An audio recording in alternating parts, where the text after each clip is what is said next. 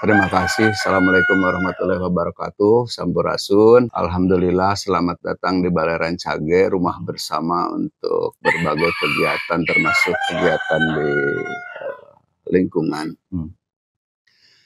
Ya, sebenarnya berbicara mengenai kasus terakhir yang terjadi di sekitar jembatan Batu Jajar itu, ini bukan hal yang baru. Ya, dulu sempat diviralkan oleh seorang yang naik kayak dengan menggunakan botol-botol aqua, dan itu yang menjadi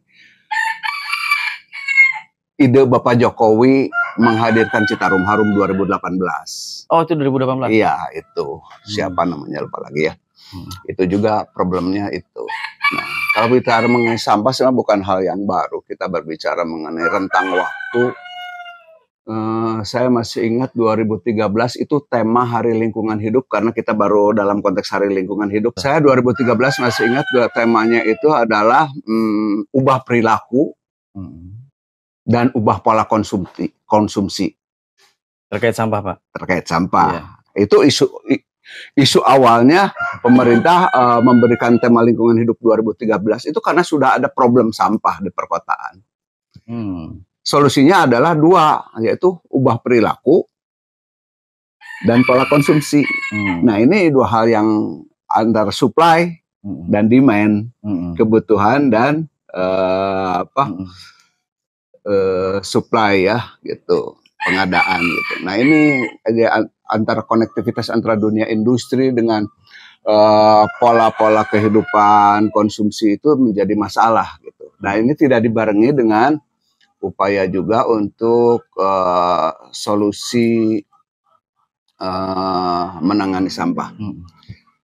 Hari sampah nasional itu terjadi pasca longsornya gunung sampah di Leuwi Gajah. Leuwi Gajah itu. Nah, itu menjadi pemicu kebijakan nasional menangani sampah. Gitu.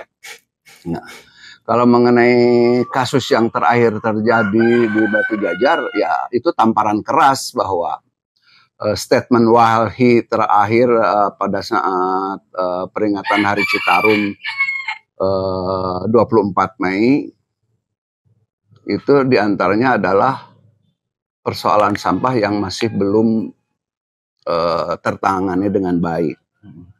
Sementara bersamaan dengan Hari Citarum 24 Mei itu digelar juga yang namanya World Water Forum di Bali. Iya, betul. Dari tanggal 20 sampai 25. Iya. Di mana Citarum dijadikan showcase. Jadi ajang untuk expose di tingkat internasional ya, Pak ya.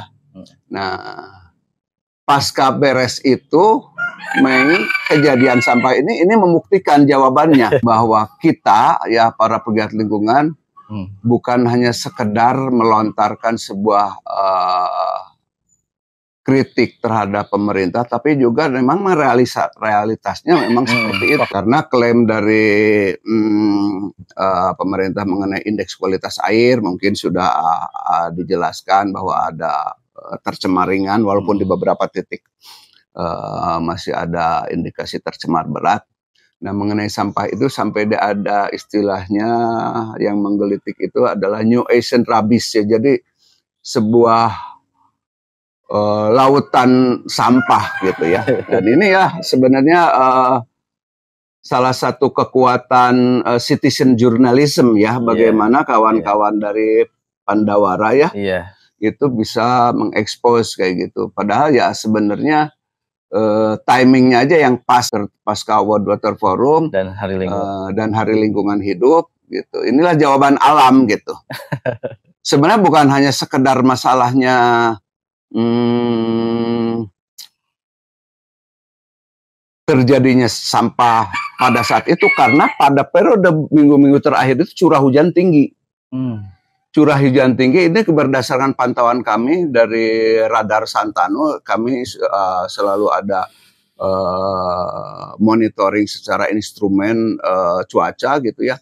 Memang di beberapa titik ada indikasi curah hujan tinggi, sehingga pada saat curah hujan tinggi mungkin ya yang tadinya hanya tumpukan-tumpukan sampah kecil menjadi flushing, jadi menggelontor gitu. Ini harus dikaitkan juga dengan pola daerah aliran sungainya. Iya. Kalau subdas dari daerah selatan, dari kawasan Bandung Selatan itu subdas Citarum Hulu, Cisangkuy, mungkin dari sini dari wilayah timur ada Citarik, Cikeruh kayak gitu ya. Nah sebenarnya kalau kita lihat dari komposisi yang berdasarkan hasil teman-teman juga dari Ekoton kayak gitu ya, yang melakukan identifikasi mengenai sampah, itu sampah domestik. Problem terbesar selama ini yang belum tertangani oleh negara adalah hadirnya jendela-jendela sampah. Jadi rumah-rumah yang nempel di badan-badan sungai itu punya jendela, sehingga langsung selesai masak itu lempar. Gitu. Dan itu tidak tertangani dengan pola-pola 3R. 3R itu reduce ya, dikurangi, reuse dan recycle ya, gitu ya. Nah itu kan sebenarnya sudah dilakukan di daerah Taman Sari itu dari mulai tahun 2017 USAID malah udah turun menangani masalah pola-pola kebiasaan masyarakat di sana. Tapi begitulah program di kita tidak mudah untuk diedukasi dan direplikasi di tempat lain. Jadi kalau melihat dari pola das yang ada, yang bisa dikaitkan dengan apa? Bahwa banjir di kawasan Bandung Selatan itu kontribusi terbesar menurut kajian teman-teman 75% itu dari KBU. Dari kawasan Bandung Utara, karena di sana subdas dan mikrodasnya lebih banyak ketimbang dari Bandung Selatan. Saya sendiri ya pernah beraktivitas di Walhi sejak awal. Dari zaman Walhi awal 82 83 ya, dari zamannya Ibu Erna Witular kayak gitu ya. Sehingga waktu itu belum ada eksekutif daerah, tapi ada yang namanya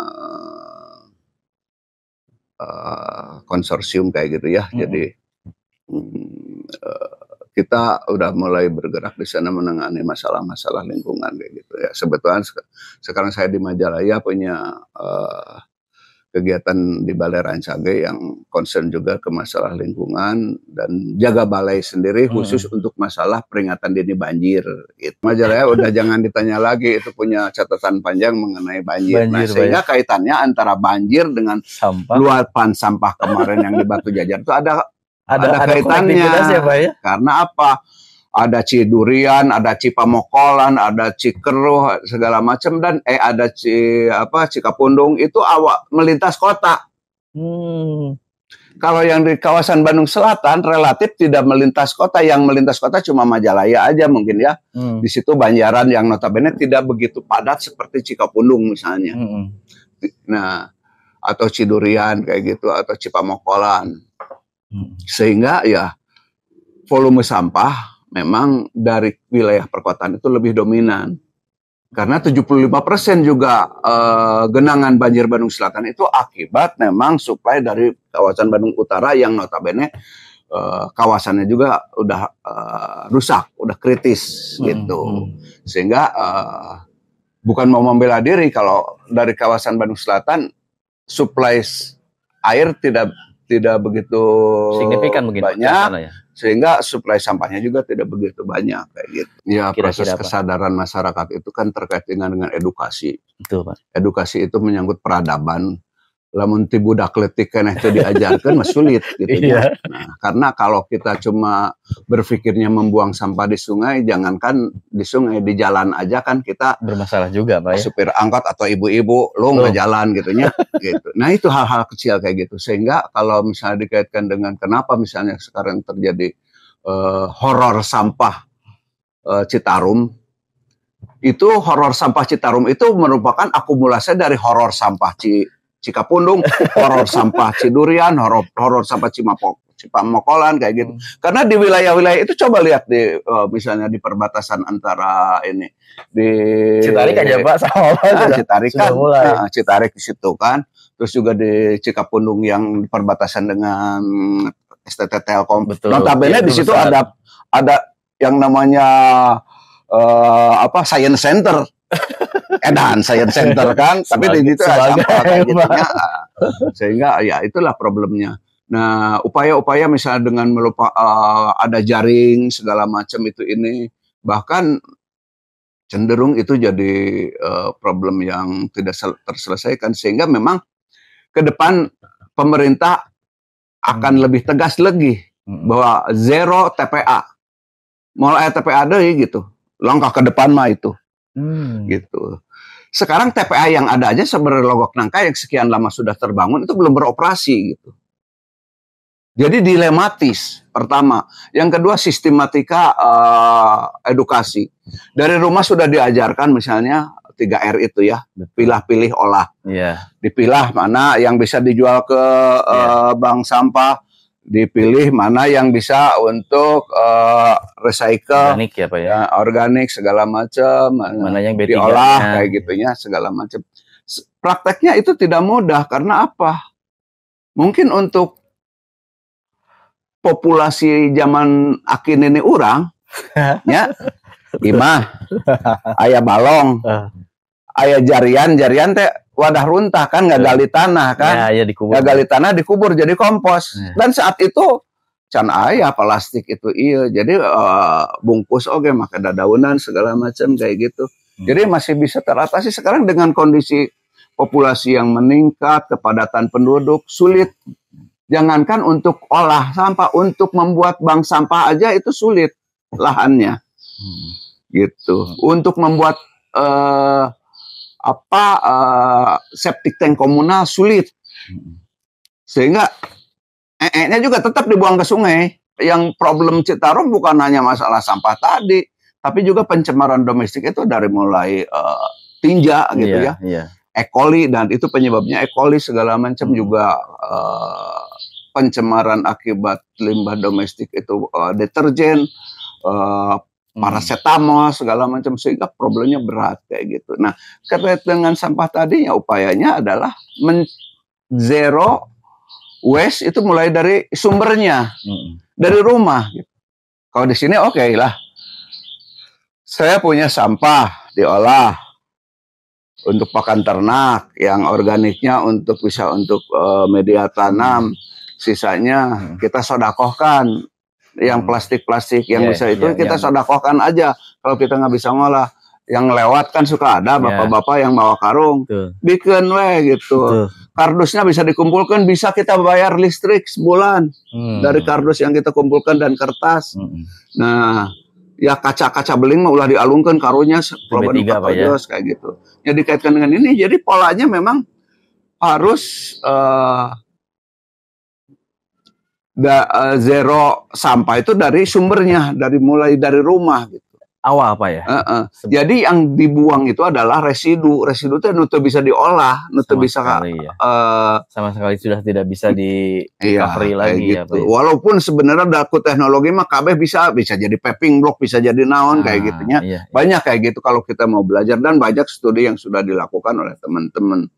Cuma masalahnya kita terjebak pada slogan Bandung berhiber bersih, hijau berbunga, Bandung bermartabat bersih, harupna kan bersih teh. Ya, bertes selalu di depannya bersih kayak gitu. Bedas bersih harupnya gitunya kayak gitu. Selalu bersih itu menjadi impian bersama, sementara kita umat muslim dominan sebagian daripada iman kebersihan itu, tapi implementasinya sulit. Nah, artinya di sini fikih ekologis yang harus berjalan. Fikih lingkungan, cing para dai teh ulah ngomongkan surga jeung akhirat tungkul, doraka kakolot itu termasuk doraka kepada tanah air. Mencemari lingkungan itu adalah teroris radikal. Gitu. Jadi para ustadz harus diedukasi, para dai, termasuk yang ada di bentang Das Citarum, memberikan ceramah itu jumaahan teh Lain ku masalah-masalah. Ya bukan nggak perlu misalnya soleh kakolot itu iya, tapi coba yang realistis yang juga menyentuh aspek fikih ekologis. Iya. Nah ini yang belum tergarap. Jadi kalau secara edukasi mah geus loba lah. Aya eco village-nya itu diantaranya adalah bagaimana merubah kultur gitunya. Sekarang ada kampung bedas kalau di Kabupaten Bandung kayak gitu juga udah mulai kayak gitu ya. Coba sekarang kemarin yang saya dapat kiriman video sebuah pembakaran sampah pinggir sungai. Tapi residunya dibikin gitu kawalungan kan bodor. Gitu. Berarti ada edukasi yang terputus yang tidak tuntas kayak gitu. Saya tidak menyalahkan para pekerja di situ, tapi karena ketidaktahuan kayak gitu. Ya shortcut. Kita bergerak kayaknya parsial gitu. Kabupaten Bandung bergerak dengan pola yang kampung bebenah das, ya kampung bedas. Terus dulu pernah ada yang namanya di skala provinsi ada eco village ya. Jadi bagaimana penanganan lingkungan berbasis kultur ya. Kita sudah pernah melakukan asesmen ya, asesmen di beberapa titik-titik itu sehingga kita merekomendasikan di wilayah mana harus dilakukan yang namanya TPS 3R, tempat pembuangan sampah sementara ya, 3R yang tadi. Tapi tidak semua lahan bisa kita siapkan, sehingga yang terjadi adalah juga praktek di lapangan gitu. Kita dari hasil asesmen sehingga kita bisa melakukan edukasi. Nah sekarang edukasi yang ada di lapangan itu kan misalnya ada fasilitator, fasilitator kampung bedas, misalnya betul. Fasilitator eco village dulunya. Dulu itu per desa. Per desa. Jadi nanti per desa itu ada desa binaan yang menjadi prototipe untuk direplikasi oleh wilayah lain. Jadi kita belum bergerak sampai tiap RW. Sedangkan di tiap RW seperti di wilayah kami di sini itu problem lahan. Sehingga ya dikumpulkan di sisi gang, sehingga gang yang sudah sempit menunggu diangkut oleh mobil truk DLH yang pink. Itu jadwalnya seminggu 2 kali. Tapi masyarakat buang sembarangan aja kapanpun. Padahal kalau hari Selasa atau hari Jumat dikumpulkan, oke, selesai masalahnya di sini. Tapi kenyataannya penarikan itu juga kadang-kadang delay, kadang-kadang apalagi waktu TPS Harimukti ditutup. Oh itu delaynya itu di mana-mana gitu. Nah problem juga kita belum bisa mengedukasi yang namanya pola pemilahan. Karena apa? Diurang dipilah di TPS dicampurkan deh. Jadi problem berat kayak gitu. Jadi di masyarakat sudah diedukasi untuk dipilah, tapi di TPS dicampur deh, kan bodor kayak gitu. Nah, gang-gang kecil juga tidak bisa diakses oleh roda-rodanya.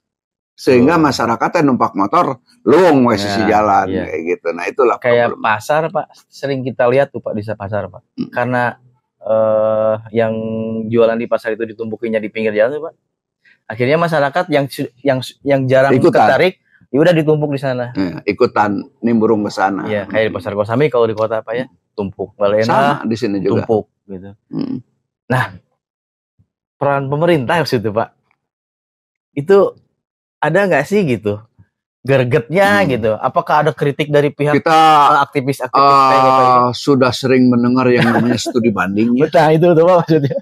Bahkan lebih parah lagi studi copy paste, studi tiru. Betul. Yang menjadi fenomena luar biasa itu Banyumas ya. Oh iya. Ya di Banyumas sudah kabupaten itu sudah merupakan jadi suatu prototipe yang bisa menjadi best practice untuk lingkungan lain untuk belajar. Cuma masalahnya kembali lagi ke 3 faktor. 3 faktor yang mempengaruhi untuk masalah lingkungan. Yang pertama political will. Political will, ngomongkan negara, ngomongkan pemerintah political will. Betul. Karena ini juga political anggaran. Iya. Ya, berapa persen sih ayeuna anggaran ke lingkungan hidup? Sok tanyakan provinsi, sok tanyakan Kabupaten Bandung, berapa persen sih? Ngomong naon gitu. Naikin 1% wae hese kayak gitu. political will. Terus yang kedua adalah education will. Education will tidak bisa kita juga mengandalkan kepada struktural kelembagaan, model fasilitator. Tapi coba turunlah. Nah, para mahasiswa misalnya pada saat KKN kolaborasi ya Pak ya. KKN kan KKN tematik. KKN teh ngadon ngecat pagar kan asa teparugo ilmuna terapkeun. KKN tematik teh jadi pendampingan terhadap masyarakat mengenai sampah. Teknik lingkungan, ada teknik inovasi infrastruktur lingkungan ada di ITB kayak gitu. Yang ketiga adalah cultural will. Pendekatan kultur, sehingga teman-teman di Majalaya kita ada misalnya kelompok anak-anak musisi, anak-anak muda gitu ya, mereka mengadakan pagelaran ke kampung-kampung, ke desa-desa, tapi pesan lingkungan yang disampaikan, sekalian lapak buku, sehingga apa? Sambil kaulinan orang lembur, berbicara mengenai lingkungan, sehingga tersampaikan itu. Jadi 3 faktor, political will, education will, kampus ini juga jangan jadi Menara Gading. Yang ketiga adalah cultural will. Pendekatan dengan kultur, akhirnya kultur. Nah, kultur mengenai ini kan justru yang menjadi masalah.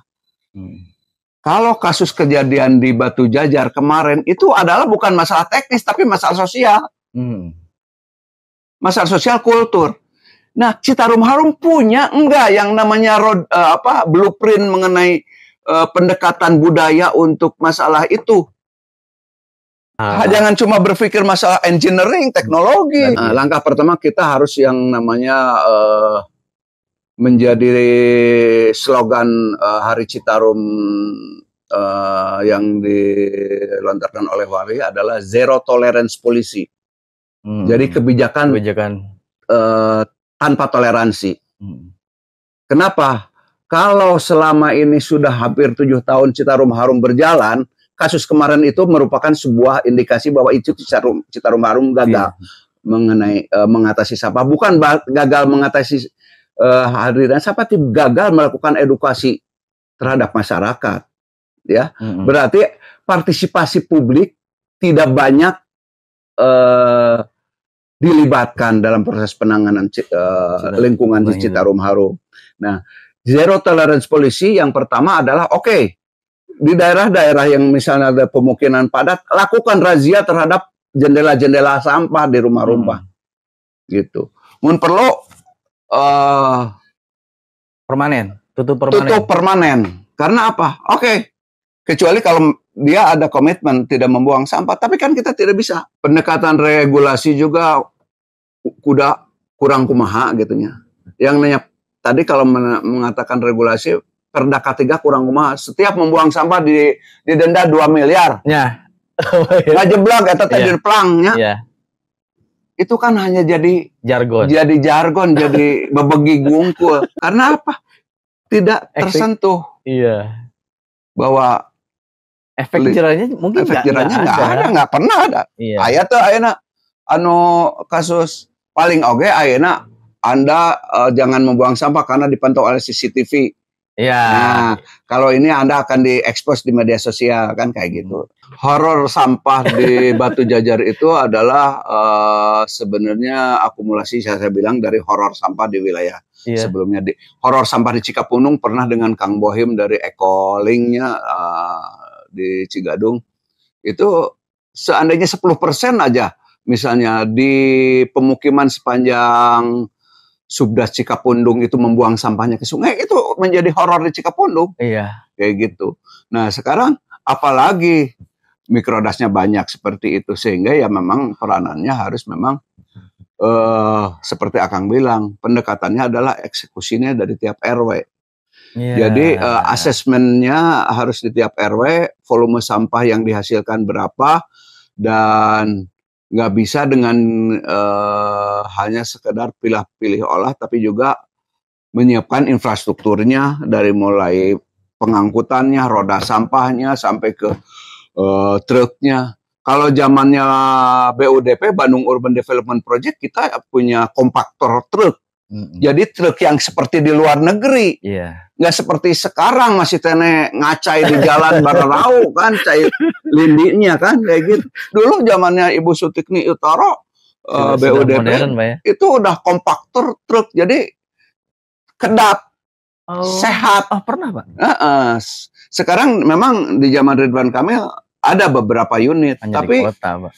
yang kompakter truk seperti itu. Tapi di wilayah lain kan memang tergantung balik lagi. Political will itu adalah politik anggaran. Nah ini, jadi juga harus simultan gitu. Gak bisa kita menyalahkan rakyat tungkul kayak gitu. Sementara ya aparat pegawai negaranya. Nah gitu. Ini Pak yang menarik Pak, di media sosial itu terkait Citarum Harum tuh, dalam komen-komen netizen itu terbagi dua Pak. Iya. Ada yang berpendapat ini kesalahan masyarakat. Ya bongan saat sebenarnya masyarakatnya jorok yang akhirnya mengakibatkan sampah menumpuk, banjir, itu akibat masyarakat. Di sisi lain ada yang pendapat yang lain ini akibat dari pemerintah. Pendapatnya itu dari komentar karena pemerintah tidak menegakkan aturannya. Collective action itu bisa pakai atau bisa masing-masing, dan kita juga tidak bisa mengandalkan kepada orang yang digaji khusus untuk itu. Artinya kita tidak bisa 100%, dan itu mah urusan negara, itu mah urusan pemerintah, bisa gitu. Dengan keterbatasan yang ada, sekarang Akang coba bilang, petugas pembersih sampah di sisi jalan seberapa gajinya? Ini gajinya sabara orang. Jadi lamun orang micen sampah di jalan teh membebani mereka. Sementara kan anggaran terbatas. Yang kedua adalah kita tidak bisa secara frontal. Jadi collective action hanya mungkin jadi gerakan bersama tanpa collective awareness. Jadi collective awareness jadi kepedulian bersama. Kepedulian mah enggak siapa? Cuek kayak gitu. Nah, itu yang harus dibangun dengan pendekatan kultural. Itu bisa dengan pendekatan spiritual. Gitu, barudak.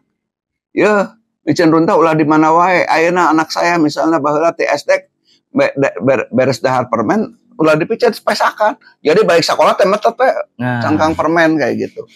Itu kan hal-hal sederhana kayak gitu. Adakah sekarang pertanyaannya mulok LH masih ayat tuh? Muatan lingkungan hidup teh lain dengan seukur masalah-masalah nyeun biopori, masalah nukar itu, tapi juga pendekatan-pendekatan yang lebih nyata kayak gitu. Sekarang kan bukan berarti tidak baik. Ada SMA misalnya, oke lah kita mendiskusikan masalah krisis iklim. Betul, krisis iklim itu juga awalnya dari kegiatan pembakaran sampah segala macam kayak gitu. Itu akibat Pak ya? Akibat kayak gitu. Tapi sebabnya nggak pernah diberesin Pak. Sebabnya tidak bisa diberesin. Akang di Bandung? Bandung Pak. Oke. Akang tadi di jalan panas lebet ke dia setiis kan? Adem Pak. Karena hanya ada beberapa pohon saja di sini gitu. Sekarang di Bandung itu sudah 32 sampai 36 derajat Celcius. Padahal zaman baheula itu paling banter 20 sampai 26. Iya. Lamun jalan ka sekolah saya kebetulan di SMA 3 nya isu-isu kan numpak angkot. Halimunan keneh kan napas teh kan. Ayeuna mah hese siga gitu. Nah, artinya sudah ada penurunan. Kenaikan suhu udara itu ya PBB itu mencanangkan dari konferensi PBB di Paris itu kenaikan iklim global itu 1,5 derajat Celcius. Di Bandung malah 1,5 derajat Celcius. Tapi bukan karena masalah global saja. Emisi akibat industri, emisi akibat kendaraan bermotor, dan juga akibat sampah. Gitu. Jadi terkait semua. Jadi kalau misalnya tema lingkungan hidup ada sekarang adalah penyelesaian krisis iklim dengan inovasi penyelesaian sampah kumaha. Sudah banyak pindah geus nyieun. Alat insinerator. Pindah sudah. Udah pindah geus nyieun. Terus sampai ke pabrik pengrajin pabrikan seperti di Gunung Puntang itu sudah bikin kayak gitu. Tinggal will. insinerator yang ramah lingkungan. Dan awareness, gitu ya. Insinerator yang ramah lingkungan teh yang artinya keluaran polusinya tidak menyebabkan pencemaran udara. Karena apa? Di situ juga ada raksun, ada dioksin dan lain sebagainya. Ya seperti tadi Akang bilang, RW nu ieu mah geus bener, tapi nu ieu ngabeuleum dah hasil mah bisa ditahan. Di media sosial komplain terhadap pembakaran padi yang sudah panen. Oh iya, Jarami. Komplain tuh warga tuh. Kata petani, ya harus digimanain katanya. Dari dulu juga kita tuh seperti ini polanya setelah ini dia. Tapi yang masyarakat yang baru pindah ke kawasan tersebut, itu tuh saya tuh anak ini nih asap tuh ISPA ini itu. Iya. Akhirnya yang konflik terjadi masyarakat lagi Pak. Ya itulah, betul. Sampai sekarang saya tuh kadang harus dada. Kok jadi masyarakat yang saling... Kita memang menolak yang namanya PLTSA, pembangkit listrik tenaga sampah. Tapi pembangkit listrik tenaga sampah yang seperti apa yang kita tolak? Yang bisa menyebabkan memang terjadinya efek rumah kaca yang lebih parah lagi nanti. Yang terjadi emisi kayak gitu. Tapi yang sekarang dengan pendekatan teknologi, ada beberapa insinerator yang lebih ramah lingkungan. Nah itu yang harus kita coba dekatkan. Yang kedua misalnya model tadi pembakaran jerami gitu. Itu karena pendekatan penyuluh pertanian dan jerami itu bisa dijadikan bahan untuk pupuk ya? Bukan, untuk jamur merang. Bisa untuk jadi nilai ekonomi. Bisa untuk pakan ternak dengan dibuat silase dengan fermentasi untuk menjadi pakan ternak. Itu tinggal masalah edukasi. Sedangkan kalau cuma dibakar, itu kan jadi karbon saja, jadi arang saja, tidak ada nilai apa-apa gitu. Nah ini sebenarnya jadi terkait gitu. Nah jadi kalau berbicara mengenai lingkungan, memang udah badu gitu kan dia gitu Kang. Nah ini kalau dikaitkan dengan horor sampah, ini yang tadi itu adalah tema Hari Lingkungan Hidup 2013 ya. Pola perilaku dan pola konsumtif ya.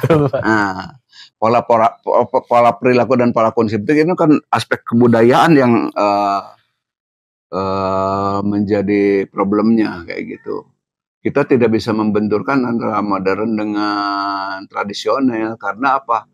Dengan problem utamanya populasi yang meningkat, sehingga daya dukung lahan dan daya dukung lingkungan itu menurun, ya problem sampah dan problem lingkungan lainnya juga terjadi. Kalau dikaitkan dengan Baduy enclave, ya, dia hanya di Baduy luar, Baduy dalamnya. Kebetulan saya bolak-balik ke Baduy zaman SMA, Cibeo, Cikartawana, itu benar-benar menerapkan aturan yang ketat, sementara Baduy luarnya itu sebagai buffernya kayak gitu. Nah di sana memang tegas menolak produk dari luar. Tidak hanya produk teknologi pun, mereka yang terakhir menolak masang ada BTS kan di sana kan. Jaringan, ada BTS jaringan. Karena apa? Ngerusak gitu budaya. Gitu. Karena mereka juga tidak mengenal listrik gitu awalnya kayak gitu ya. Kita balik lagi gitu bahwa sebenarnya kearifan lokal itu adalah kita sudah prepare zaman karuhun urang. Kalau dalam konteks tata ruang misalnya tadi, karena saya berbicara mengenai daya dukung lingkungan, tata ruang kita sudah punya yang namanya tata wayah, tata wilayah, tata lampah. Tata wayah teh orang kan berdasarkan waktu kan. Wayah kita disebutnya carang cangtihang. Tadi hanet moyan. Kayak gitunya. Waktu nanaon, waktu barang gawe kayak gitu. Terus tata wilayah, leuweung larangan, tutupan, baladahan, jelas itu fungsinya. Terus tata lampah perilaku. Nah tadi gitu. Da baheula mah teu kudu atuh meuli sampo make saset. Make rarak we di bebek. Atau misalnya sekarang baheula mah areuy, tarum areuy. Ya yang menjadi tarum kan. Itu kan untuk sampo kayak gitu ya. Banyak material-material yang sebenarnya berbasis alam termasuk pestisida alami kayak gitu, sehingga tidak perlu yang kimia-kimia.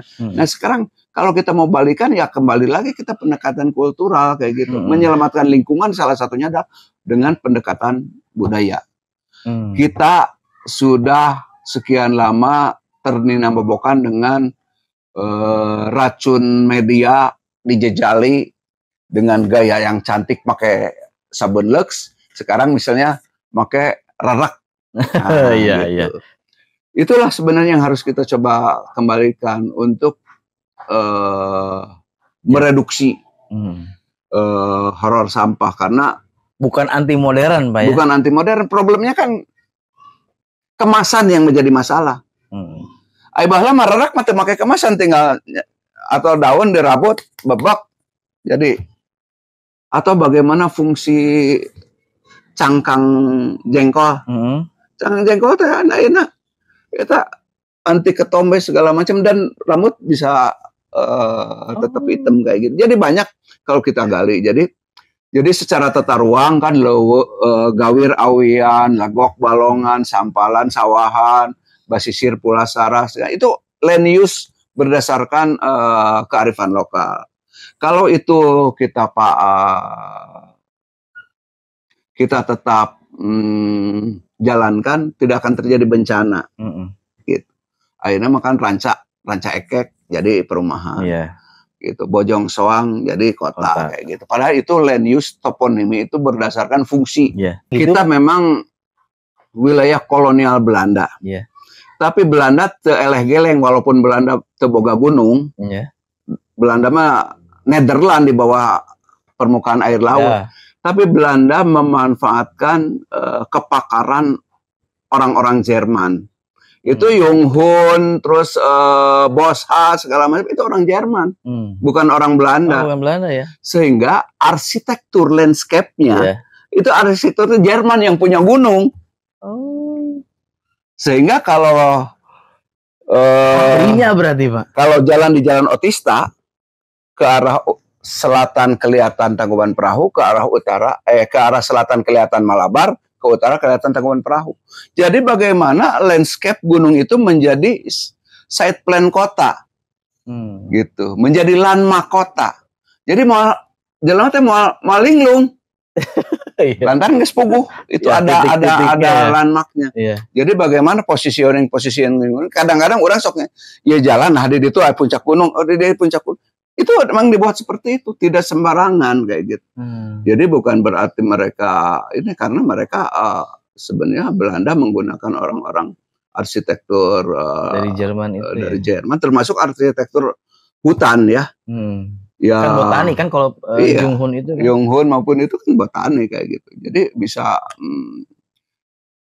dulu memang deforestasi itu mulai dari zaman mereka kayak gitu, mengaitkan aspek-aspek yang tadi ya lemah malah kalau bahasa itu mah bagaimana peruntukan lahan yang nanti bisa menyebabkan bencana kayak gitu. Hadirnya Demaz aja di Dago itu di dekat simpang atas itu kan dulu tempat pembuangan sampah itu. Betul. Berdiri kan, itu rawan sekali ya gitu. Belum lagi di wilayah utara kita sudah tidak bisa mengerem alih fungsi lahan di utara, gitu.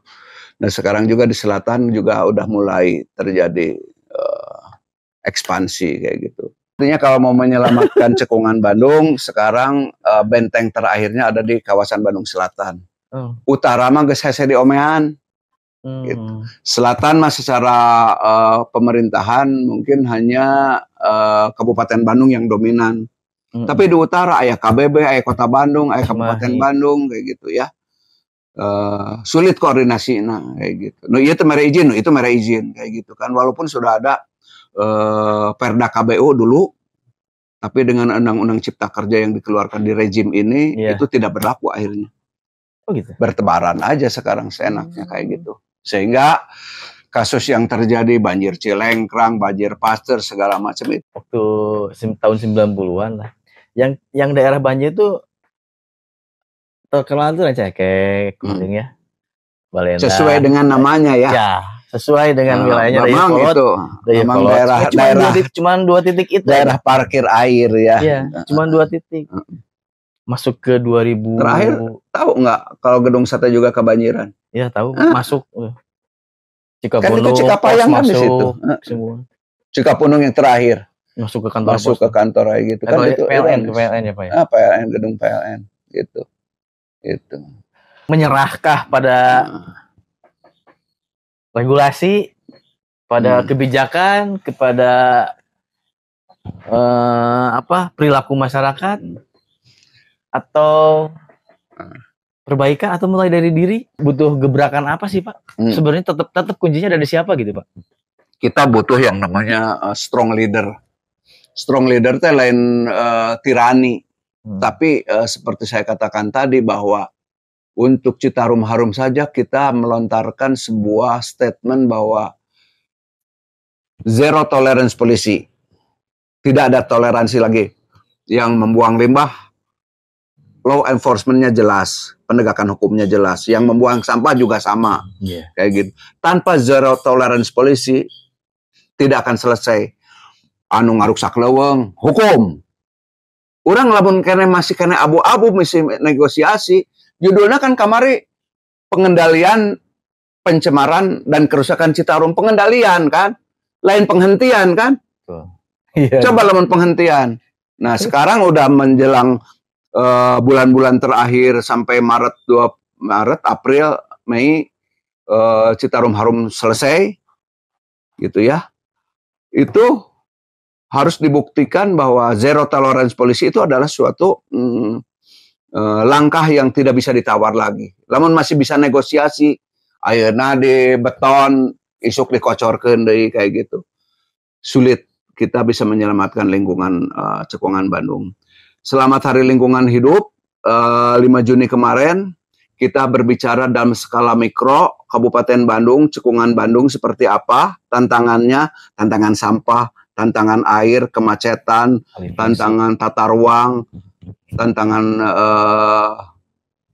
industri, industri segala macam.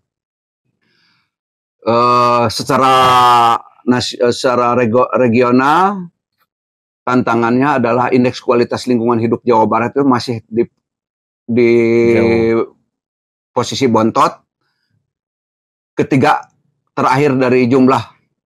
Dulu masih 33 provinsi, sekarang masih 38. Dulu zaman 33 kita peringkat ke-30.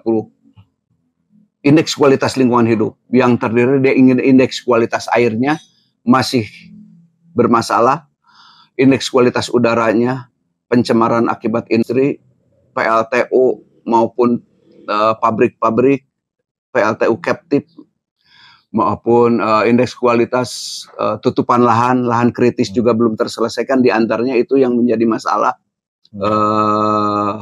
Citarum Harum masih menjadi banjir di mana-mana seperti Akang bilang, kayak gitu. Yang ketiga ada indeks kualitas air laut juga masih masalah. Secara global tantangan kita sesuai dengan Hari Lingkungan Hidup, penyelesaian krisis iklim dengan pendekatan inovasi. Nah ini tantangan buat kita, inovasinya siga kumaha kayak gitu. Ya kami dengan teman-teman dari Jaga Balai, alhamdulillah kita mencoba melakukan suatu campaigns pemanfaatan instrumen pemantauan cuaca, pemantauan hujan, terakhir di Cikitu, sehingga kita bisa memantau, bisa memberikan peringatan dini untuk mengurangi risiko terjadinya korban. Kita sudah berjalan. Nah, itu dikaitkan dengan isu global, inovasi, dan keadilan ekologis. Dan keadilan ekologis ini yang menjadi masalah. Kontraproduktif, keadilan ekologis di kondisi saat ini, kasusnya deforestasi akibat IKN, yang terakhir adalah deforestasi akibat seluas sekian kali kota Jakarta akan jadi kebun sawit di Papua. Kasus masalah di Rempang kayak gitu ya. Itu adalah masalah-masalah yang hadir pada saat Republik ini dipimpin oleh seorang rimbawan kehutanan alumni UGM. Demikian statement kami, mudah-mudahan tidak ada yang panas telinga. Hatur nuhun. Terima kasih Pak. Siap. gitu. Nah ini filosofi yang sebenarnya menjadi spirit. Saya mah mau eleh, tapi mau ngelehkeun gitu.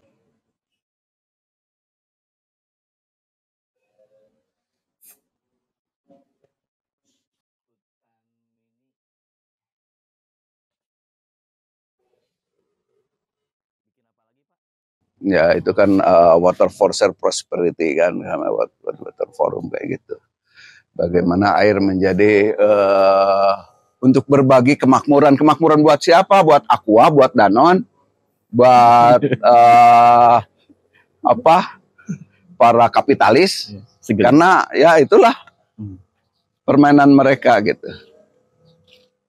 Ya dari guguran daun ini serasanya kita menjadi media tanam, dicampur dengan kotoran hewan yang dikasih makan dengan sisa makanan dari rumah, jadi pupuk organiknya. Sementara biji-bijinya kita dapatkan dari tukang jus di depan rumah, ada alpukat, ada duren, ada mangga, ada nanas, ada kelapa, kayak gitu. Ini hasilnya buat kemana? Dibagiin. Kamu yang kesini silahkan bawa. Gitu. Para profesor yang datang ke sini senang bawa oleh-oleh tanaman kayak gini. Tahun berapa Pak mulai bikin? Saya dari tahun 2000 diam di sini. Mulai membuat hutan kayak gini. Awalnya karena saya yang namanya brain gain. Brain gain itu lawannya dari brain drain. Brain drain itu adalah orang-orang berpendidikan pindah ke kota. Saya mah di kota pindah ke kampung. Mengisi ruang kosong. Gitu. Oh, saya mah disungsurikan padahal hirup mah di ibu kota, di metropolitan kayak gitu. Saya menolak. Saya lebih baik di kampung tapi punya banyak kegiatan, banyak teman.